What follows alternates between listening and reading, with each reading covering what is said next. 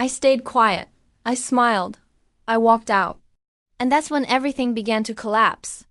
You know that sound, that very specific sound of bespoke Italian leather briefcase makes when it lands on a mahogany conference table. Not a slap, not a drop, a heavy muffled thud that says, I cost more than your rent. And I decide your bonus. I live for that sound. For 10 years. I was the ghost in the machine at Archer & Co., the senior strategy analyst who turned red ink into black. The woman who whispered in the CEO's ear when the board sharpened their knives. The fixer. The one who knew where the corporate bodies were. Buried because I was usually holding the shovel.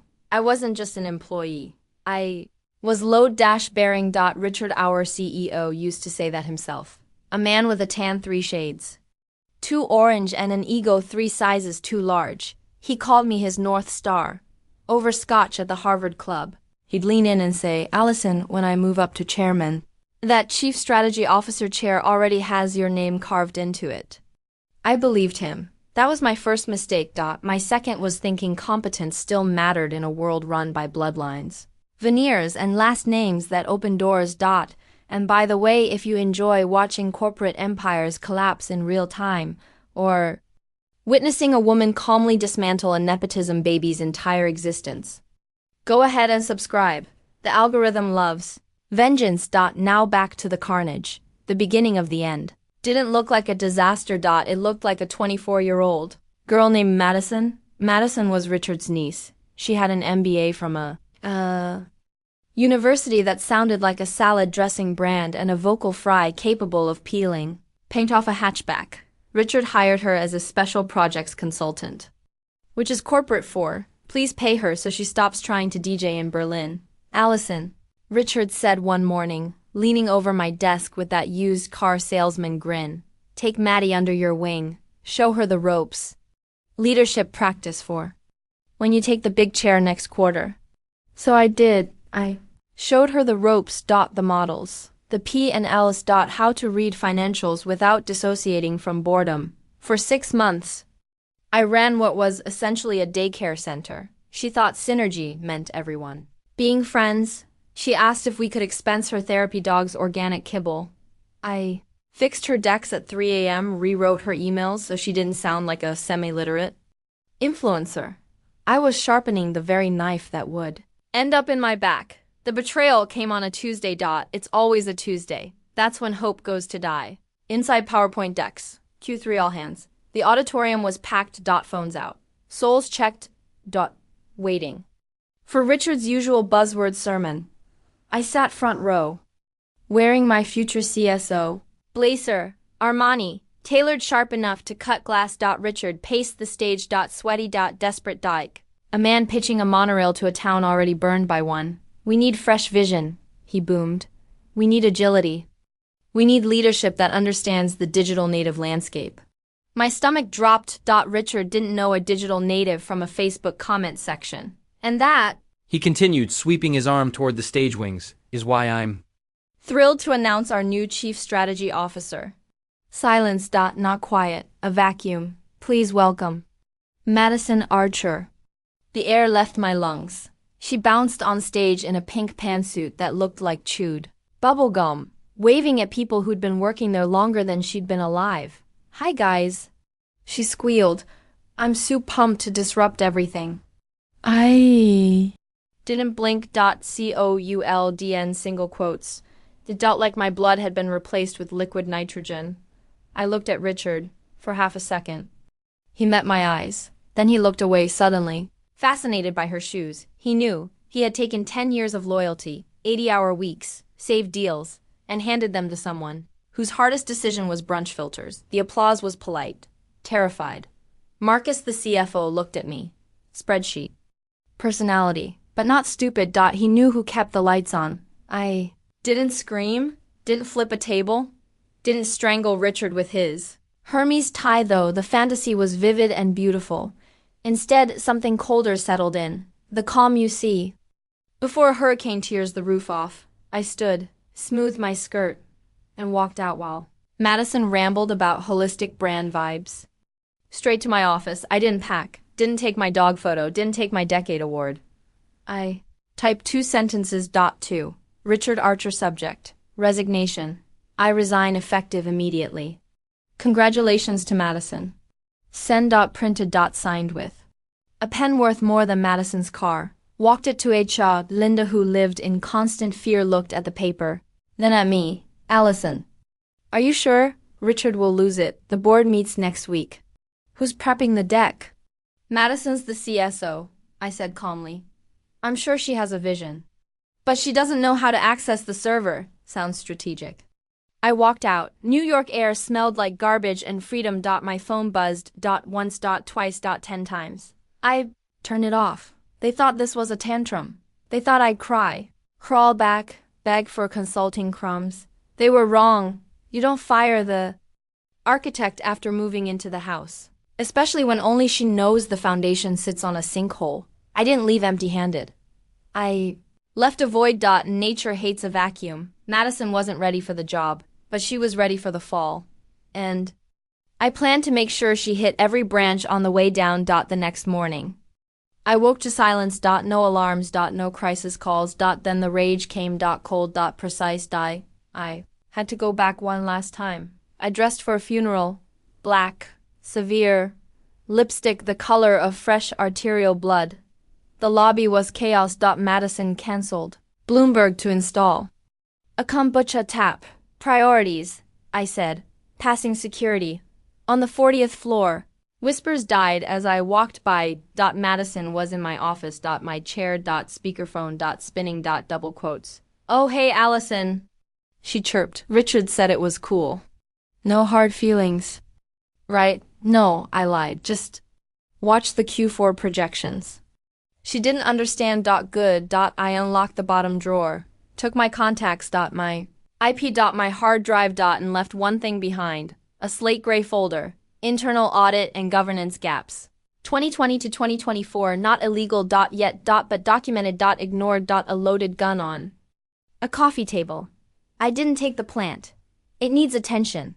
I said, I don't think it'll survive this administration. At HR, Linda was shaking. Richard wants to talk. He can talk to my attorney. You have an attorney. I'm a strategist.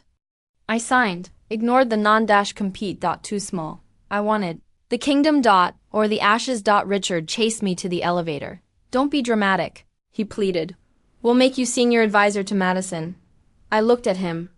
I don't babysit. Doors closed. I walked out lighter than I've been in a decade. I wasn't unemployed. I was freelance. And my first project was demolition. He needs to maintain control. Gordon looked at me. He knew I was the one actually building the model. Allison thoughts. I looked at the draft. I knew Richard. I knew he was getting lazy. I knew he was already talking about bringing family into the business. And I knew that if things went south, I would be the one expected to fix it with no authority. I saw an opening. What if we add a conditional clause? I suggested, keeping my voice steady. Not a board majority by default, but a competency trigger. If specific KP is EBITDA, retention, compliance, drop below ascertained threshold for 2 consecutive quarters. Or if there is a material breach of governance protocols, Greenpoint gets temporary voting override to restructure the SUITE. Dave frowned. Richard won't like restructure. Call it strategic realignment capability, I said. He loves the word strategic. He won't read the definition. Gordon's eyes narrowed. He looked at me. Really looked at me for the first time. He saw exactly what I was doing. I was building a fire escape for the investors and a trap door for the CO. Article 7D, Gordon said. Asmal terrifying smile touching his lips. Strategic realignment due to governance failure or material mismanagement. We drafted it right there. The language was dense, buried in the middle of page 142 of the shareholder rights agreement. It defined material mismanagement broadly, including hiring of unqualified executive personnel without independent board review and gross negligence regarding compliance reporting. The next morning, Richard breezed in to sign the final documents. He was hungover, wearing sunglasses indoors. Did we get valuation we wanted? He asked, hovering the pen over the signature line. Yes, I said. We got the money, and I still have 51% voting rights. As long as the company performs. Richard, I said, it's all standard, great, boring legal mumbo jumbo. He laughed and scrolled his signature. He didn't read a single word. He didn't even flip the page. He was too busy thinking about the press release. Gordon shook Richard's hand. But he looked at me. There was a moment of silent acknowledgement. A nod. Game recognized game. That document, the shareholder rights agreement, was currently sitting in a vault at Greenpoint Capital.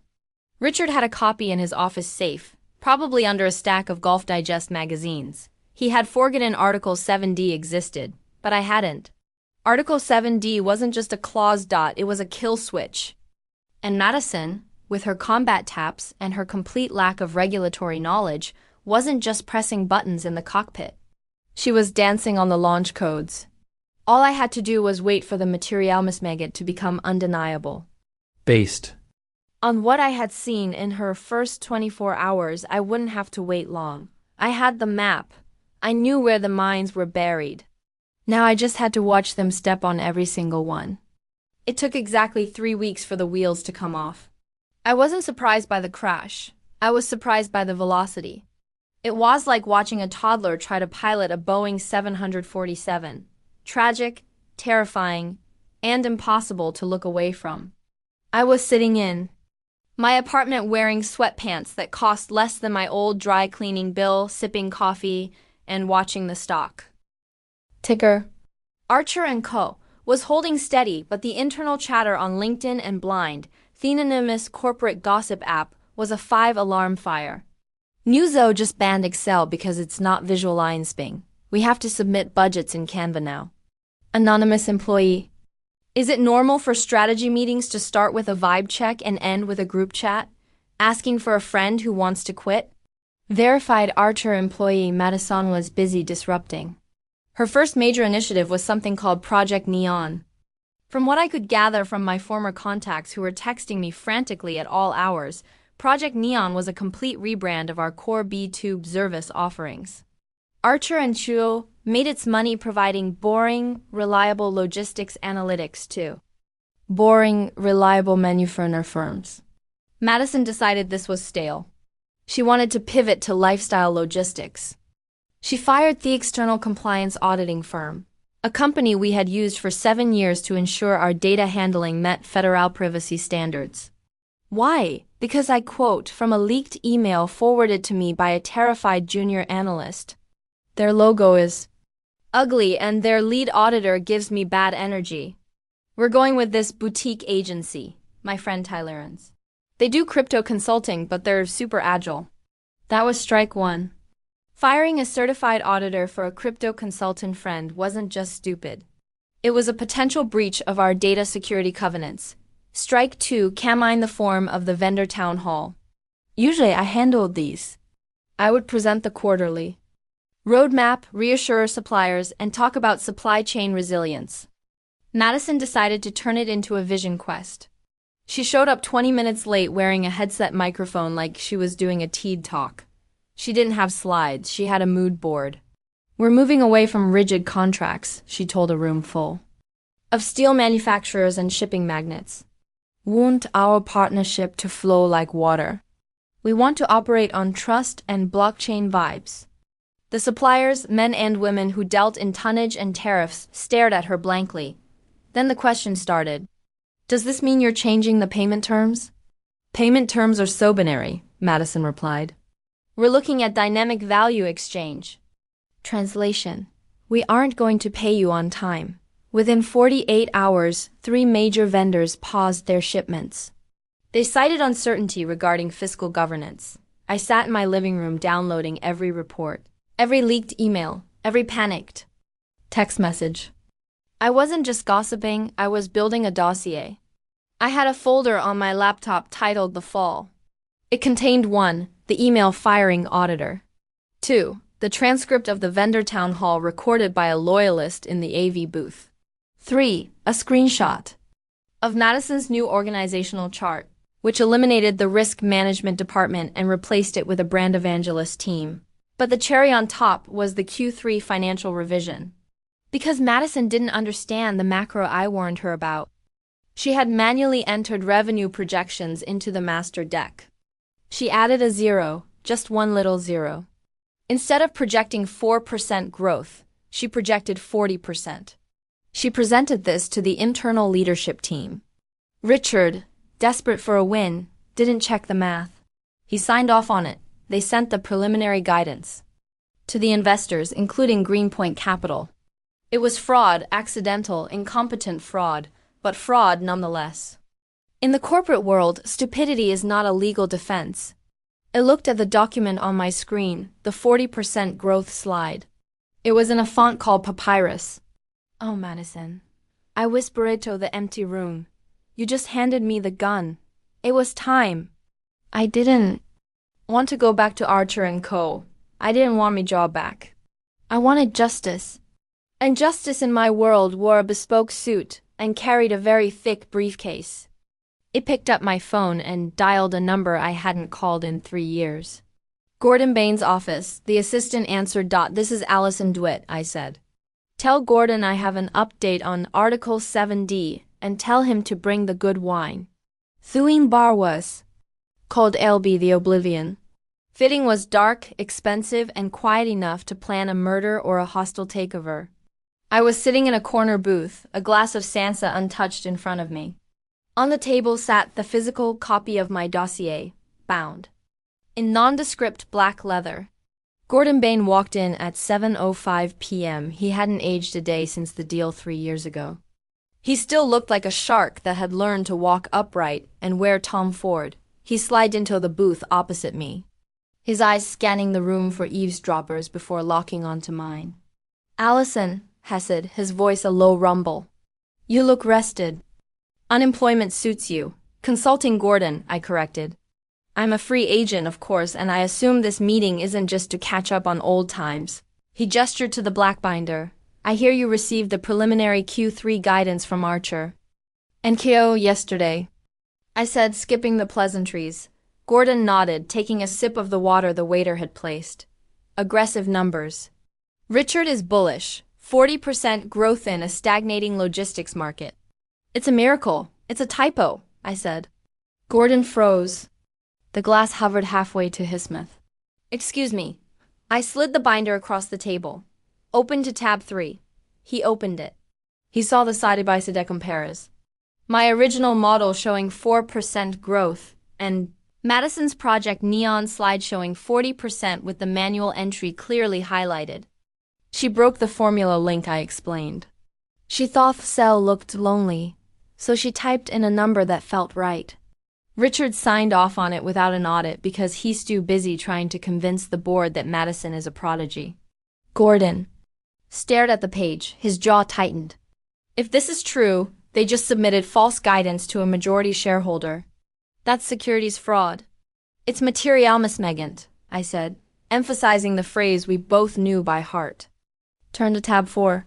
Tab 4 was the email chain regarding the firing of the compliance auditor and the hiring of Tyler's crypto and consulting shack, or whatever it was called. Gordon read it. He read it again. He closed his eyes for a brief moment as if praying for patience. She fired Diot for a vibe mismatch, and she replaced them with an uncertified entity owned by a personal friend. I added that triggers the vendor integrity clause in the investment agreement. It's a breach of covenant. Gordon. He closed the binder. He placed his hand on top of it, claiming it. The shark smelled blood. Why are you giving me this, Allison? He studying my face. You want the CEO chair? Is that the play? We invoke 7D, decapitate Richard, and install you as savior. I took a sip of my wine. It was crisp, cold, perfect. No, I said I don't want the chair. I don't want to fix the mess she made. I've spent 10 years fixing Richard's messes. I'm done being the janitor. Then what do y'all want? I want the record corrected. I said I want them to know that competence isn't hereditary. And I want to watch the look on Richard's face when he realizes that the boring legal mumbo-jumbo he ignored is the thing that ends him. Gordon smiled. It wasn't a nice smile. It was the smile of a man who just found a loophole the size of a truck. Article 7D requires an emergency board session, he said, his mind already working through the bylaws. We can call it for governance concerns. We don't have to specify the evidence until we're in the room. Tuesday, I said. The board meets on Tuesday. Tuesday it is, Gordon said. He tapped the binder. You're thorough, Allison. You always swear. I built the house, Gordon. I know exactly where the load-bearing walls are. You know, he said, signaling for the check. If we execute this, the stock will take a hit. Short-term pain. Better than a long-term death spiral, I countered. You're cutting out the rot, and what happens to you? I'll be fine, I said. I have a front row seat. We stood up. Gordon shook my hand. His grip was firm, cold. You're a dangerous woman, Allison did. I'm just a strategist, Gordon. Strategy is just the art of making sure the consequences land on the right people. He left with the binder. I stayed for another glass of wine. I watched the rain streak against the window. Somewhere uptown, Madison was probably ordering custom beanbag chairs for the boardroom, thinking she was winning. She didn't know that the paperwork for her eviction had just been filed.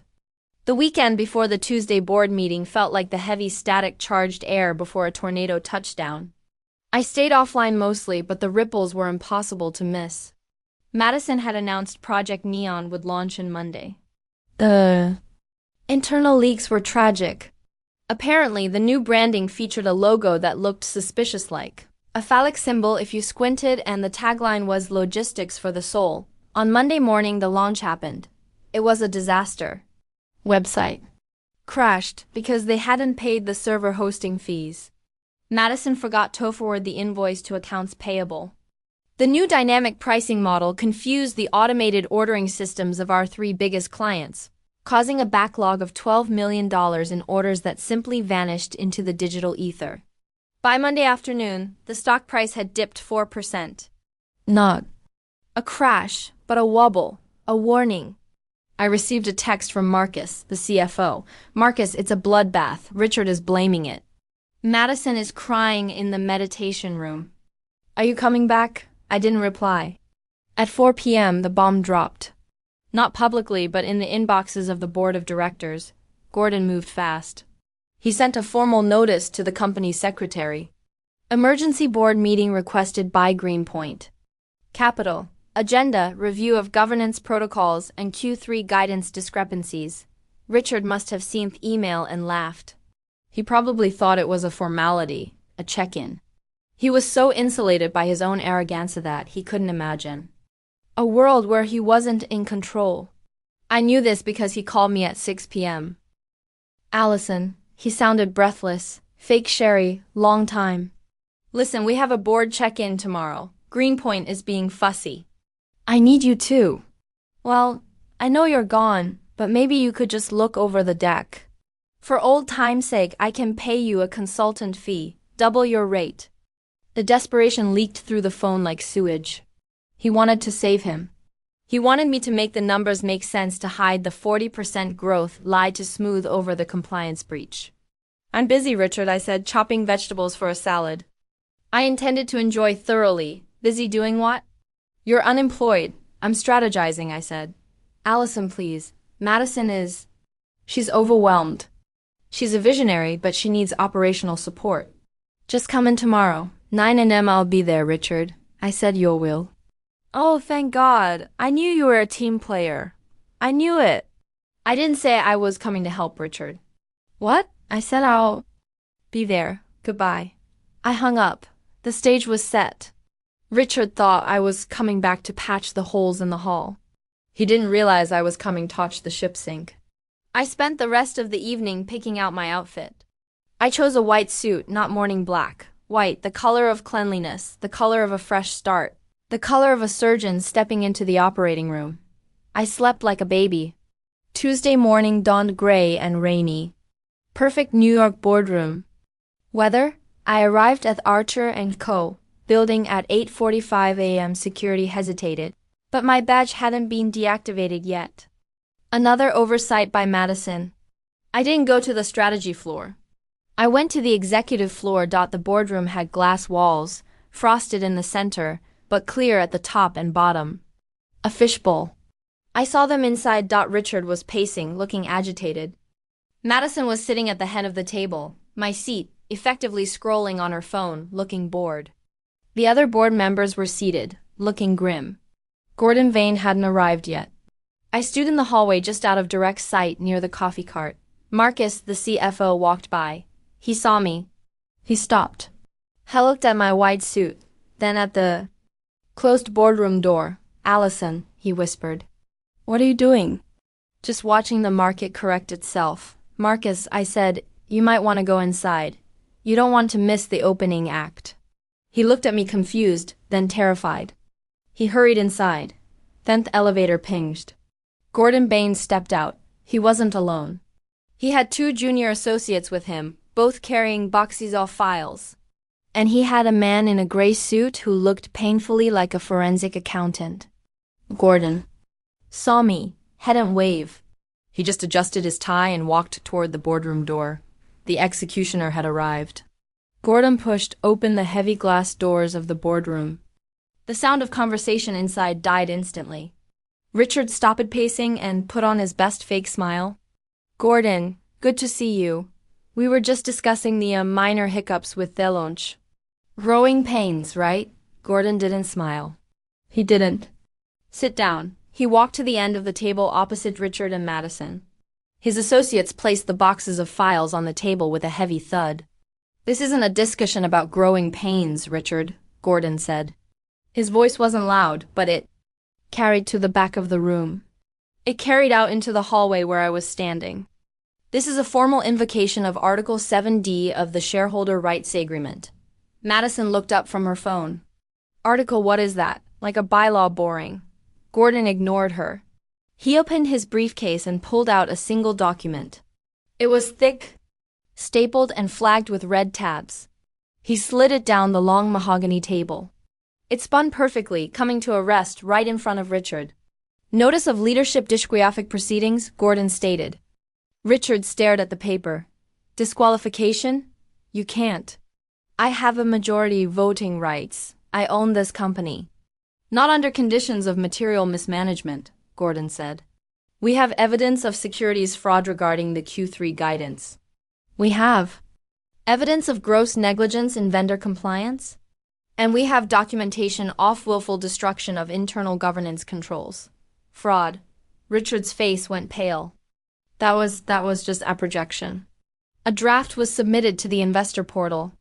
Gordon said, "That makes it a binding disclosure." "And since then numbers were fabricated, manually entered, overriding the financial model. It constitutes intent to deceive." Their room went deadly silent.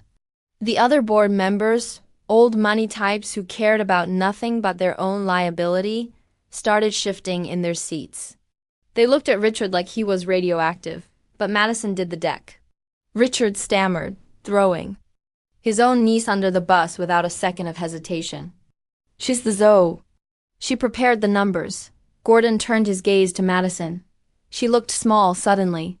Her boss babe confidence evaporated. I just thought 40% looked better," she said, her voice trembling. "It was a manifestation goal. I was manifesting abundance." "You manifested a federal crime, Miss Archer," Gordon said coldly.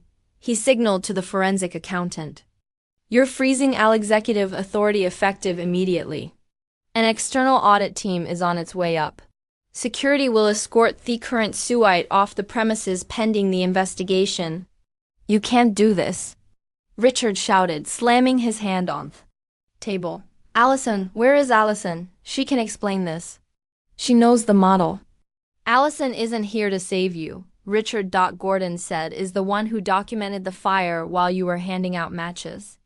Richard froze. The realization hit him. He looked around the room wild-eyed, then he saw me. I was standing just outside the glass wall. My white suit caught the light. I wasn't smiling. I wasn't gloating. I was just watching, impassive like a judge at a sentencing hearing. Richard's mouth opened, but no sound came out. He looked from the document to Gordon to Madison and finally back to me. The betrayal he felt was palpable. It was nothing compared to the betrayal he had served me. "The board will now vote on the suspension motion." Gordon said seconded, said the board chairman, a man who hadn't spoken to me in 5 years, but knew a sinking ship when he saw one. All in favor, every hand went up except Richard's and Madison's. Motion carried. Gordon said security. 2 uniformed guards stepped into the room. It was clinical, it was precise. It was beautiful. Madison started crying. But my office I just bought. A velvet couch, leave the couch. The guards said as they were escorted out. Richard stopped near the door. He looked at me through the open glass. He looked old, defeated. You built this trap, he whispered. I built a safety net for the company, Richard, I said, stepping forward so only he could hear. You just decided to jump without checking if you were caught in it. He walked away. The sound Of his footsteps fading down the hall was the sweetest music I had ever heard. The silence in the boardroom after Richard and Madison left was heavy, but it was a different kind of heavy. It wasn't fear anymore. It was the vacuum left by a sudden power vacuum. The board chairman, a man named Sterling, who wore botas unironically, cleared his throat. He looked at the empty chairs at the head of the table. Then he looked at Gordon. Then inevitably all looked at me standing in the doorway. Mr. Witt, Sterling said, his voice dripping with sudden sycophantic warmth. Perhaps you should join us. I walked into the room. I didn't sit in Richard's chair. I didn't sit in Madison's. I stood at the end of the table, leaning slightly against the credenza. Mr. Sterling, I said, this is most unfortunate turn of events, Sterling said, wiping his forehead with a handkerchief. We had no idea the extent of the mismanagement. You had the quarterly reports, I said calmly. You had the audit memos. You chose not to read them because the dividends were clearing. He flinched. Truth hurts, especially when it threatens your liability insurance. Yes, well, he stammered, we must look forward. We are effectively ruleses. We need an interim CEO and obviously a competent chief strategy officer to clean up this Project Neon mess. The room murmured in agreement. Heads nodded. You were looking at me like I was a life raft in a storm. Allison, Gordon said, his voice neutral. The board is prepared to offer you the ZO position effective immediately with a significant equity pack. I assume. He looked at Sterling. Double the equity. Sterling cried. Triple whatever it takes. We need stability. We need someone who knows the codes.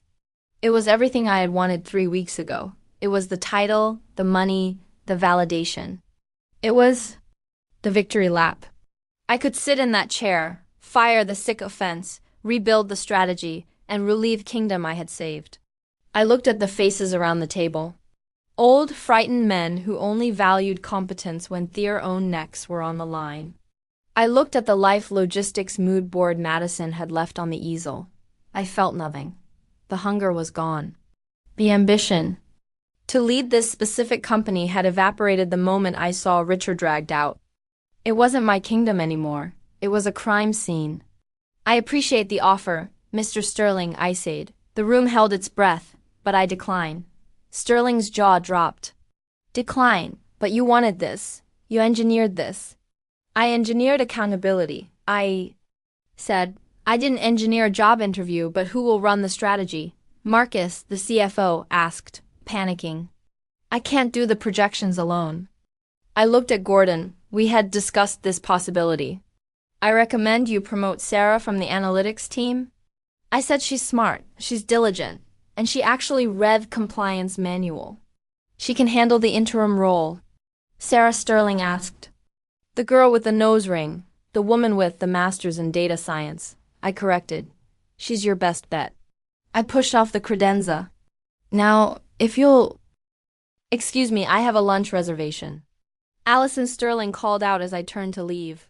Where are you going? What are you going to do? I paused at the door. I looked back at the room, the mahogany table, the expensive chairs, the panacin, the eyes of the powerful. I'm going to start my own firm, I said. And my first client is Greenpoint Capital. We're going to be looking very closely at mid-market companies with governance issues. I suggest you keep your house in order, Mr. Sterling. I walked out. Gordon caught my eye one last time. He gave me a barely perceptible nod. Salute from one predator to another. I walked to the elevator. The air felt lighter. My heels clicked on the marble floor, our rhythm of pure, unadulterated freedom. I wasn't just walking away from a job. I was walking away from the need for their permission.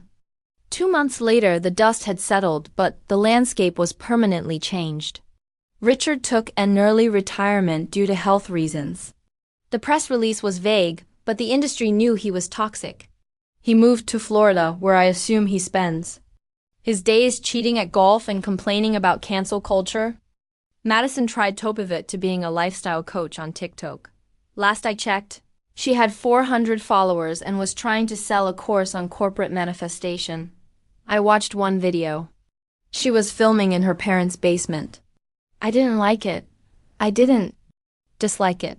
I just scrolled past. She was irrelevant. Archer and Co. survived barely. Sarah, the analyst I recommended, stepped up. She's doing a good job. She calls me sometimes for advice. I bill her my full hourly rate. She pays it happily. As for me, I'm sitting in my new office. It's a loft in Tribeca. Exposed brick, big windows. No mahogany tables. The sign on the door says DeWitt Strategic. I didn't steal Greenpoint's business. I became their partners. Gordon Bain and I have a standing arrangement. He finds the companies that are rotting from the inside, and I go in and perform the surgery. Sometimes we save the patient. Sometimes we just salvage the organs. Either way, we win. I received a package yesterday, no return address. Inside was a framed photo of the Archer and co-executive team from 5 years ago. Richard. Me, Marcus, we looked happy, or at least we looked profitable. Tucked into the frame was a note on Richard's personal stationery. You were always the smartest person in the room. I just forgot that meant you were smarter than me. I tossed the photo in the trash. I kept the frame. It was high quality. Revenge, they say, is a dish best served cold, but that's a cliché. Revenge isn't a dish, it's a deliverable. It's a project with a timeline, KPI, and a critical path. And if you execute it correctly, if you dot every I and cross every T and bury every clause in the fine print, doesn't just feel like winning. It feels like balancing the books. I took a sip of my coffee. My phone buzzed. It was a notification from LinkedIn. Madison Archer has viewed your profile. I smiled. Let her look. Alexa, I said to the empty sunlit room. Play Chain by Fleetwood Mac. The bass kicked in. I opened my laptop. I had a new client meeting in 10 minutes. A CEO in Chicago who thought he could hire his mistress as the CFO. Poor guy. He has no idea I'm coming. Real power doesn't announce itself. It operates with quiet precision. Allison's congrats and resignation weren't surrender, but the strategic trigger that unraveled everything. She knew the game and she played it perfectly. True authority is earned, not just handed out. Never underestimate the quiet ones who build the foundations. Appreciate all for sticking through this one. See you in the next story.